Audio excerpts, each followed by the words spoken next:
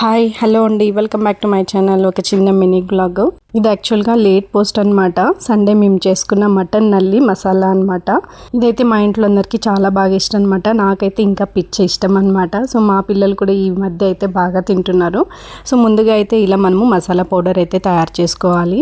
ముందుగా స్టవ్ వెలిగించి కొద్దిగా ధనియాలు, ఎండుమిర్చి, చెక్క, లవంగం, అలాగే మిరియాలండి ఈ విధంగా మనము బాగా ఫ్రై చేసుకోవాలి. అలాగే గసగసాలు కూడా కొంచెం వేసుకొని బాగా ఫ్రై చేసుకొని పక్కనైతే పౌడర్ చేసి పెట్టుకోవాలి.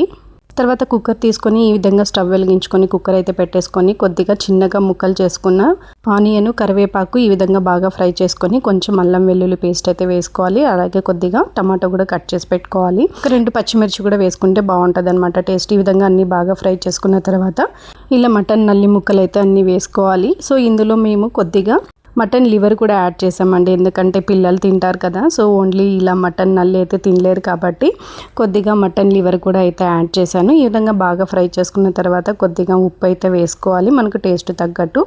అలాగే మనం ముందుగా పౌడర్ చేసి పెట్టుకున్న మసాలాని అయితే బాగా అందులో వేసుకొని ఫ్రై చేసుకొని ఇందులో మనకి తగ్గట్టుగా మసాలా కోసం అయితే ఇలా కొబ్బరి పేస్ట్ని అయితే వేసుకోవాలండి.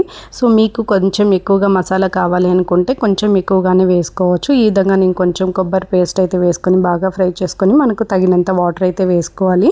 మనకి మటన్ బాగా ఉడకాలి కాబట్టి కొంచెం ఎక్కువగానే వాటర్ అయితే పడుతుంది. ఇలాగే కొద్దిగా కొత్తిమీర కూడా వేసుకొని బాగా కలుపుకున్న తర్వాత ఉప్పు, కారం అన్నీ చూసుకున్న తర్వాత ఎక్కువగా విజిల్స్ రావాలి కాబట్టి మనం కొంచెం వాటర్ అయితే యాడ్ చేసుకోవాలి. ఈ విధంగా చూసారుగా మెత్తగా అయితే మటన్ అయితే బాగా ఉడికిపోవాలన్నమాట. సో దీనికి కాంబినేషన్ అయితే నేనైతే ముద్ద అయితే చేస్తున్నాను. సో ఇంకా మా పిల్లలు అసలు ముద్ద అయితే తినరు. సో వాళ్ళ కోసం కొద్దిగా రైస్ కూడా అయితే పెట్టేశాను. మొత్తానికి మనకి ముద్ద అలాగే మటన్ నల్లి మసాలా అయితే రెడీ అయితే అయిపోయిందనమాట. మావాడైతే టేస్ట్ చేయడానికి రెడీగా వచ్చేసాడు. సో యాక్చువల్గా వాడైతే సంగటి అస్సలు తినడనమాట. కానీ మనకి హెల్త్కి అయితే చాలా మంచిది ముద్ద. ఇలా ఏదైనా నాన్ వెజ్కి అయితే కూడా చాలా బాగుంటుంది. నాకైతే ఇలా మటన్ నల్లి ముక్కలు అంటే చాలా ఇష్టం అనమాట. ఈ మధ్య నాకైతే మా పిల్లలు అయితే నాకు పోటీ అయితే వచ్చేస్తున్నారు.